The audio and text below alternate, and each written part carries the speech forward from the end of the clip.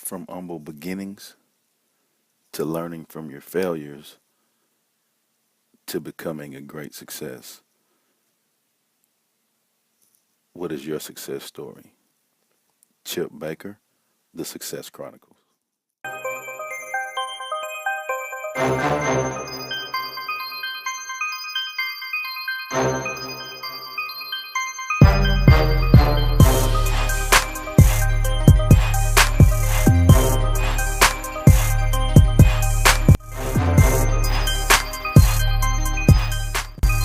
What's your definition of success?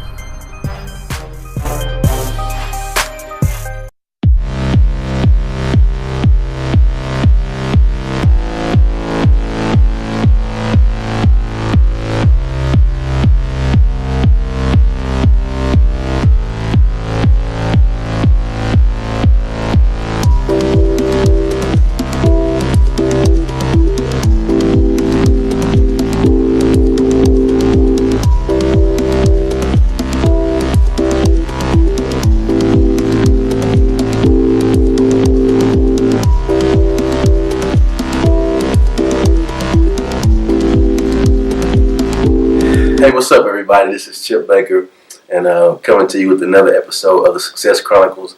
And we have Miss Angela Matthew with us today, and she's a Conroe girl, and she and I met working at Conroe High School, and she's doing some amazing things to help others. And I'm so thankful that she came through to interview for the Success Chronicles. It was tough. I know. But we got her here. We got her here. If you could kind of tell us about your life story. I know I mentioned that you were from Conroe, but if you could just kind of talk about that up until now. Okay. I was born and raised in Conroe and have had great parents, pretty normal, boring life. I mean, I didn't ever want for anything or need for anything, and my parents took great care of me. And so I went to college. Well, in 5th grade, I went to Reeves Elementary. Well, it was elementary back then, but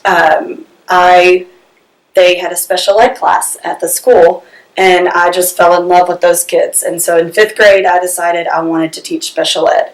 So I went to college and majored in special ed, and graduated and taught special ed, and that's where I met you at Conroe High. Mm-hmm. And so I taught special ed for, I think, 7 years until what I do now kind of dropped into my lap, and then my career kind of took a different turn.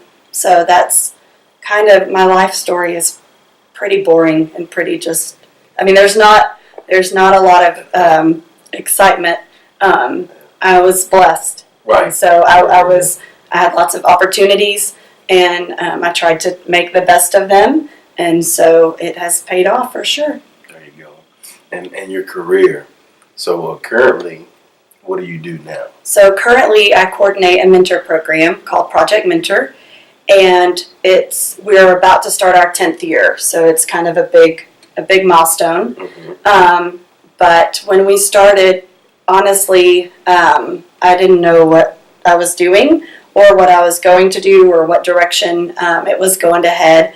I did both. I taught special ed, and then we piloted the mentor program 1 day a week, kind of on the side, just to see what would happen.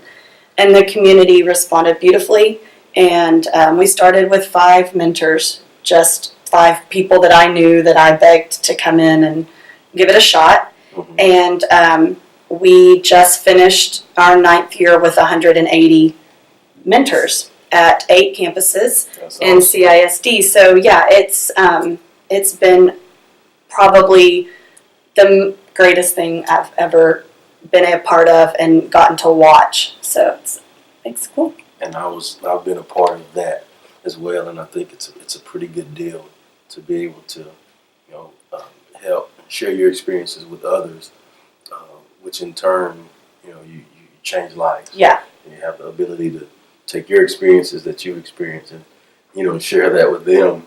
Yeah. And hopefully, help steer them to a great path. And I think, just knowing, several of the kids that's come through the program, it's an amazing deal.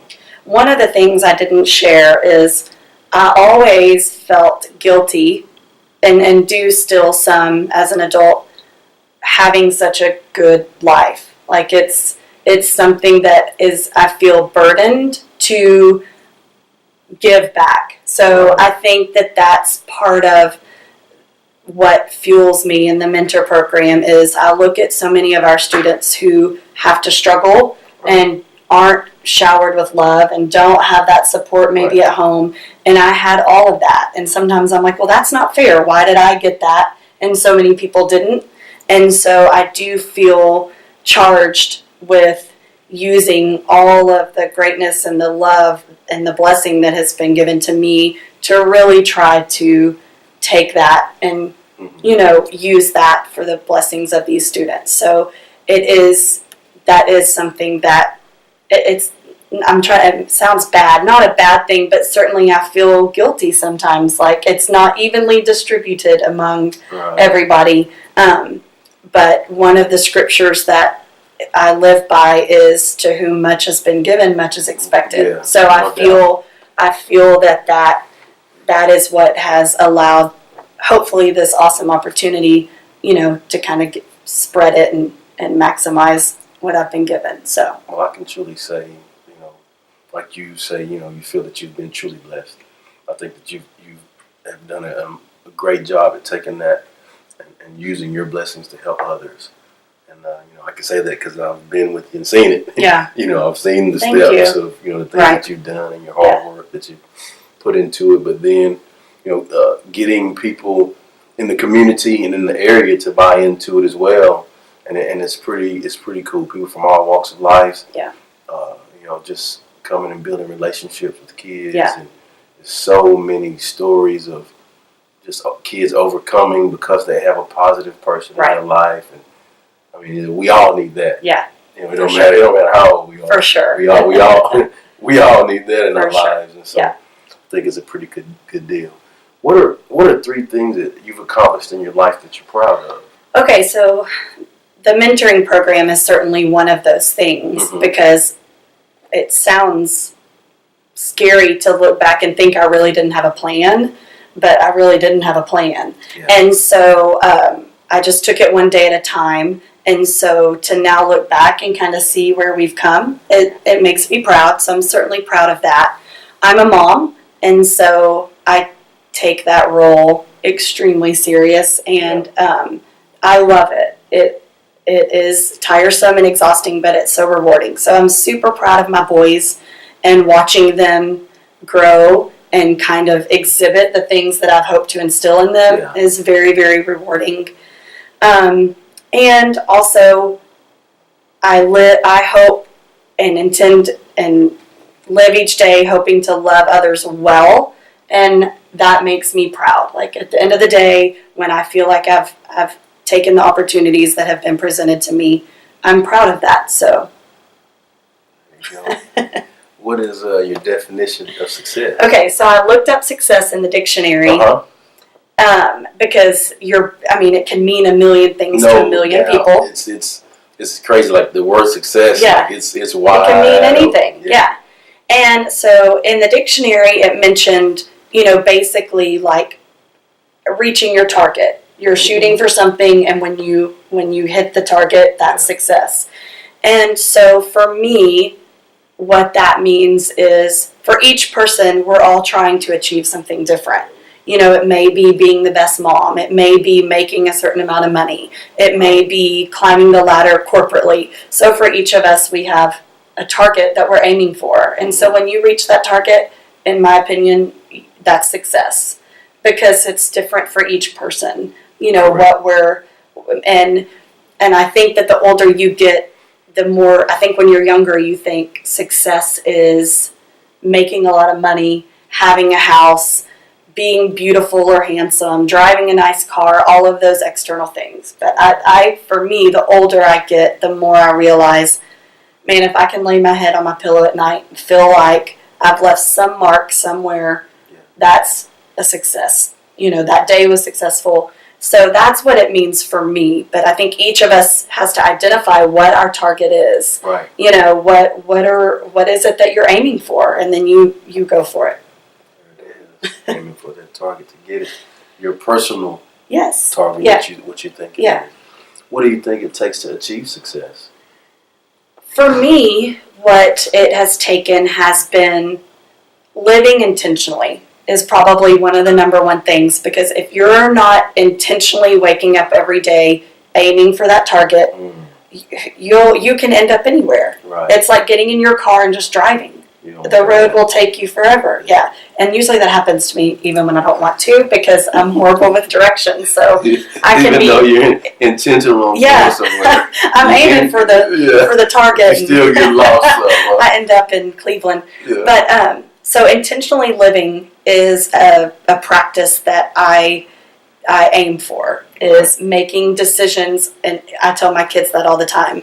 I know you think I'm telling you no just to be mean, but there's a reason why I don't want you doing that, or I do want you doing that. So being intentional in your efforts, surrounding yourself with the right people is huge. It has been for me.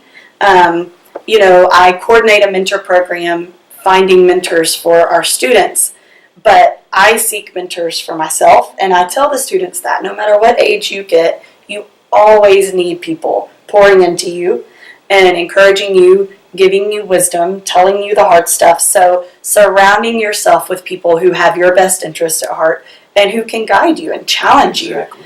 So I think that that's a huge component of success. And then constant growth. And that comes in a variety of forms. I think reading is a huge way that I grow.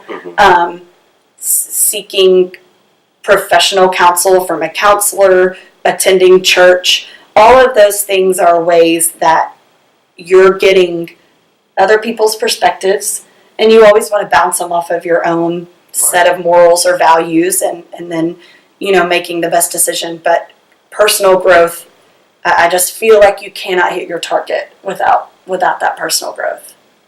Good deal. Well, thank you so much again for coming through and interviewing with the Success Chronicles. You're welcome. And thank you guys for watching this episode of the Success Chronicles. We'll see you next time. God bless.